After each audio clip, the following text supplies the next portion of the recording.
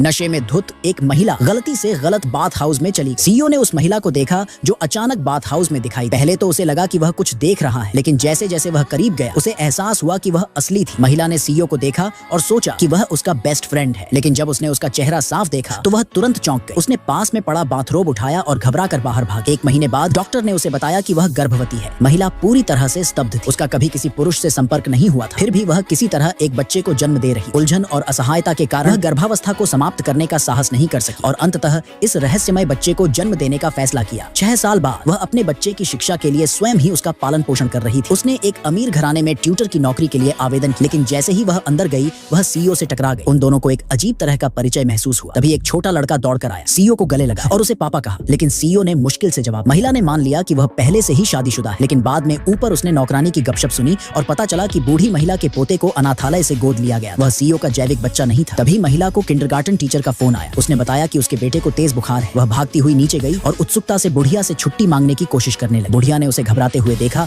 और प्यार से लड़के को घर पर उसकी देखभाल करने के लिए लाने का सुझाव दिया, लेकिन अप्रत्याशित रूप से जैसे ही बुढ़िया ने छोटे लड़के को देखा वह चौंक गई। उसने कभी कल्पना भी नहीं की थी। वह बिल्कुल उसके बचपन के बेटे जैसा दिखता था। बुढ़िया को शक होने लगा। हो सकता है कि उसके सीईओ बेटे ने एक रात का रिश्ता बनाया हो और चुपके से उसका बेटा हो गया हो। उसने जल्दी से महिला से पूछा कि क्या वह उसके बेटे को जानती है। महिला ने कहा कि वह नहीं जानती, लेकिन आज उनकी यह पहली मुलाकात थी। बुढ़िया ने ज्यादा कुछ नहीं कहा। फिर गोद लिया हुआ पोता बाहर आया। बुढ़िया ने कहा कि लड़का मेहमान है और उसने अपने पोते से कहा कि वह खिलौने लेकर आए और उसके साथ खेले। लेकिन जैसे ही दोनों महिलाएं अध्ययन कक्ष में दाखिल हुईं, आमतौर पर आज्ञाकारी और विनम्र दत्तक पोते ने अपना असली स्वभाव प्रकट कर दिया। उसने तब तक इंतजार किया जब तक कोई आसपास नहीं था। फिर उसने छोटे लड़के को फर्श पर धकेल दिया। लड़के का सिर मेज के कोने से टकराया और तुरंत बेहोश हो गया। महिला ठीक समय पर बाहर आई और अपने बेटे को वहां पड़ा देखकर घबरा गई। सीईओ उसी समय वापस आ गया। वह दौड़कर आया और लड़के को अस्पताल ले गया। इसके बाद उसने उसे एक बिजनेस कार्ड दिया और कहा कि अगर कोई समस्या आए तो उसे फोन करे। उसे एक जरूरी मीटिंग थी और वह रुक नहीं सकता। उसके जाने के तुरंत बाद बुढ़िया अस्पताल पहुंची। उसने अपने पोते की ओर से दोषी मन से माफी मांगी, लेकिन तभी